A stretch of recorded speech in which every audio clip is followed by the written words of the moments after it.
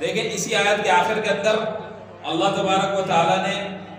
ان عقل مند لوگوں کی دعا بھی فرمائی وَتَوَفَّنَا مَعَ الْأَبْرَارِ کہ ہمیں نیک لوگوں کے ساتھ موت دیجیے، ہمیں اس حال کے اندر موت دیجیے کہ ہم نیکوں کے ساتھ ہوں۔ دیکھیں یہ بات یاد رکھیں کہ انسان کی صحبت جب برے لوگوں کے ساتھ ہوگی تو اس کو خوف کرنا چاہیے۔ کسی انسان کی صحبت جب برے لوگوں کے ساتھ ہو تو اسے خوف کرنا چاہیے کہ اللہ تبارک و تعالیٰ نے میرے ساتھ پتہ نہیں آخر کے اندر کیا،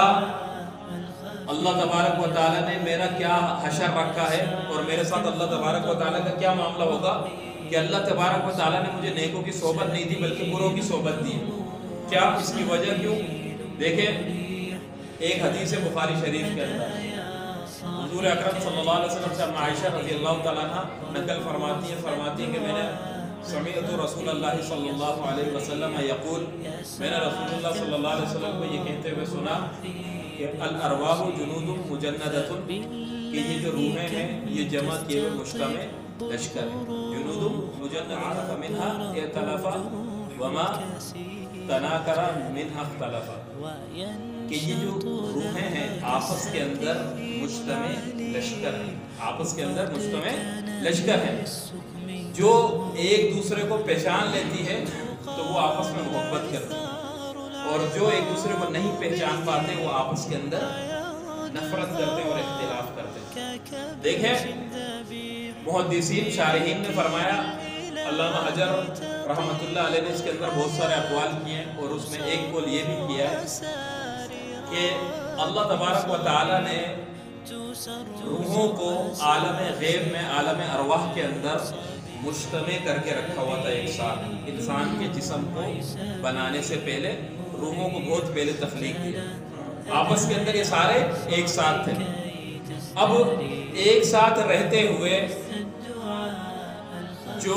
نیک روحیں تھی وہ ادھر نیکوں سے محبت کرتی تھی، وہ نیک روحیں نیکوں کی صحبت اختیار کرتی تھی،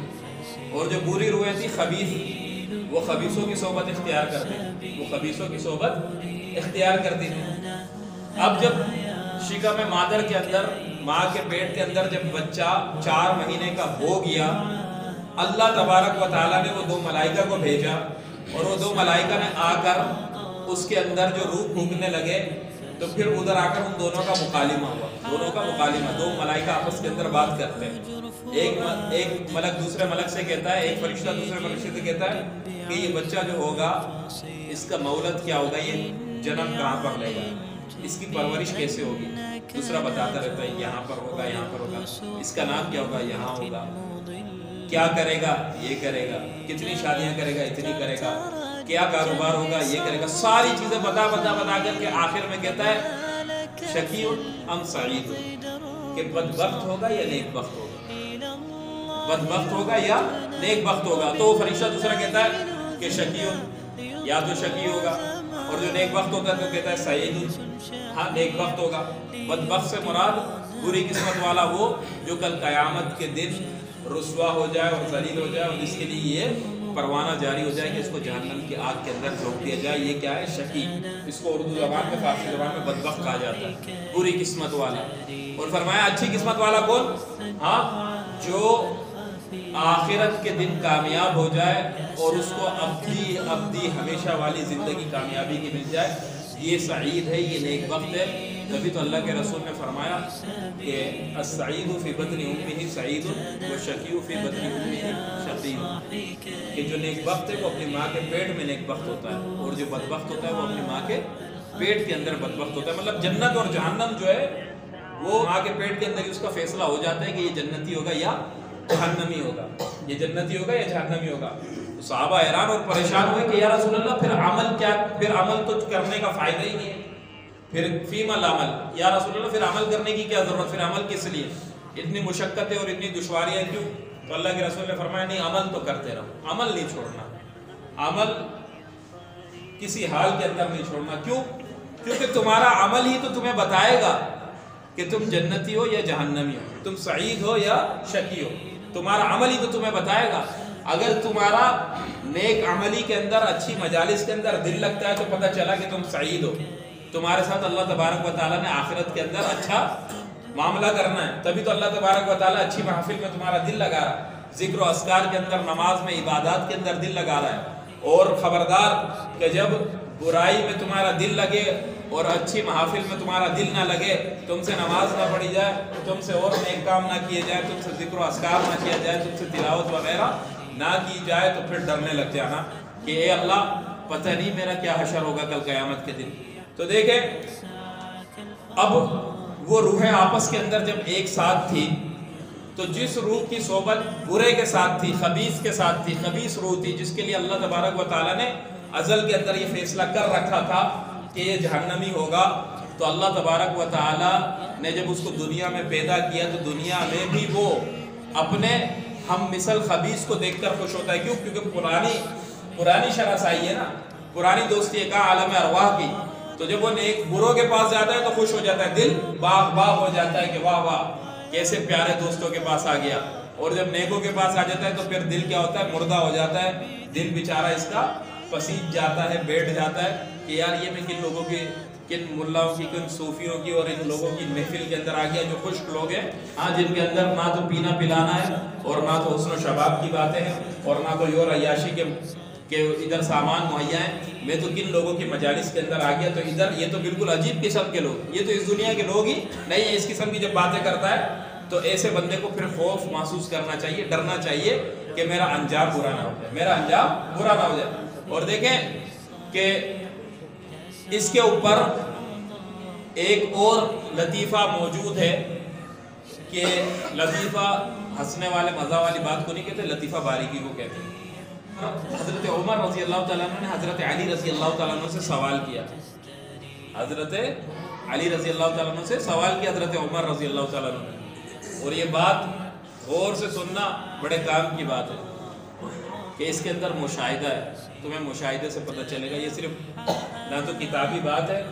ہاں بلکہ مشاہدہ ہوگا انشاءاللہ، تمہیں جب میں بتاؤں گا تو تمہیں بھی اس کا احساس ہوگا۔ حضرت عمر رضی اللہ تعالیٰ عنہ نے سوال کیا کہ اے علی،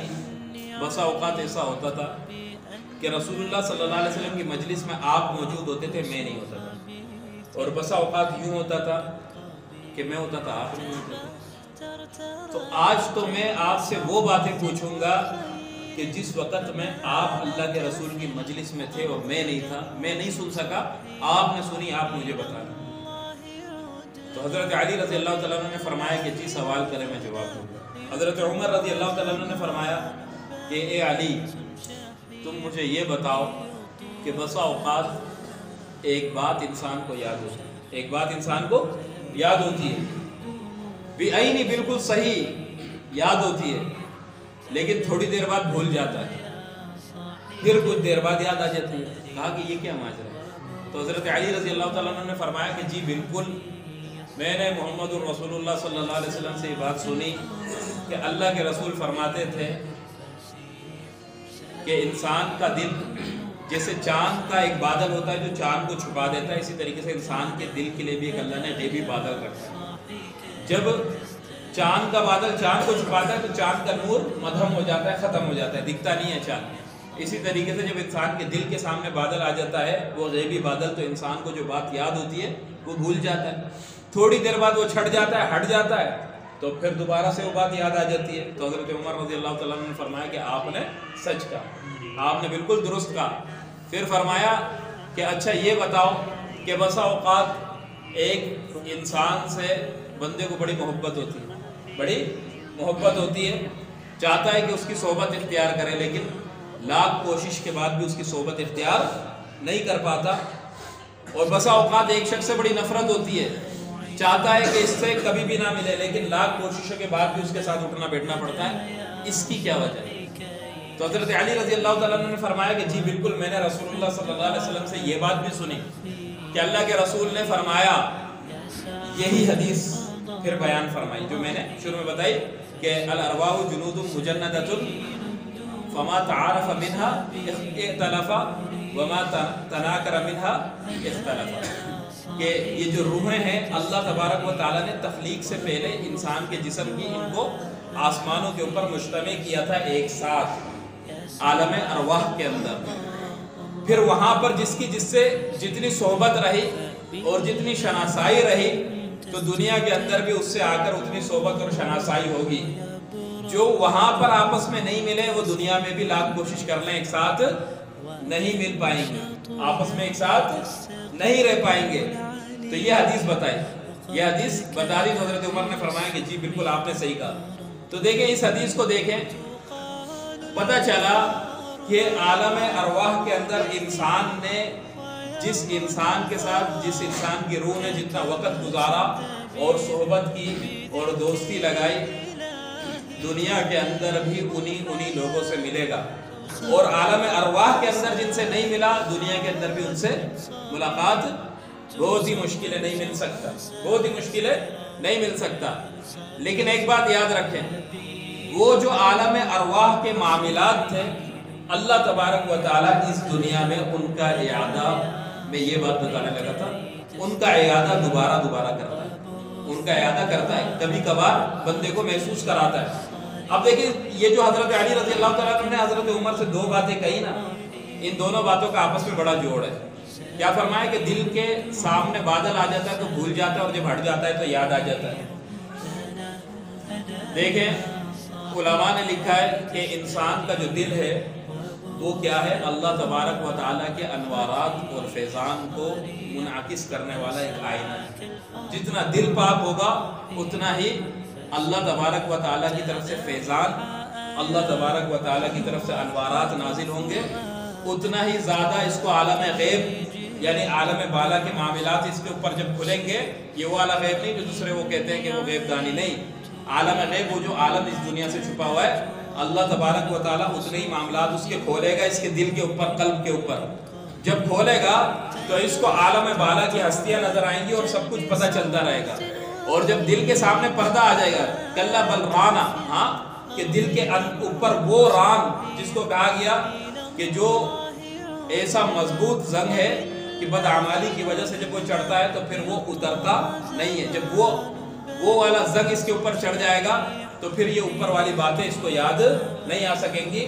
تو بسا اوقات اللہ تبارک و تعالیٰ وہ دل کے پردے کو ہٹاتے تو پھر اس کے سامنے وہ عالم غیب کے اور وہ عالم ارواح کے معاملات چلنے لگتے, اور پھر اس کو یاد آتا ہے. پھر بسا اوقات انسان ایک جگہ پر بیٹھا ہوا ہوتا ہے اور بیٹھے ہوئے کبھی کبھار انسان کو ایک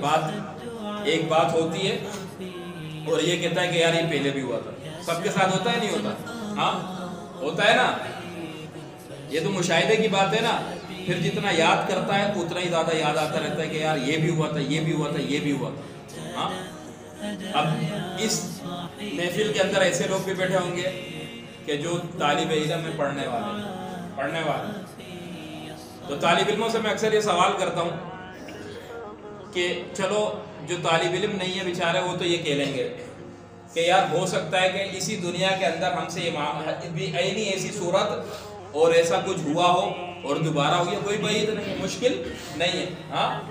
لیکن جو طالب علم ہے اس پر پھر یہ معاملہ واضح کھل جائے گا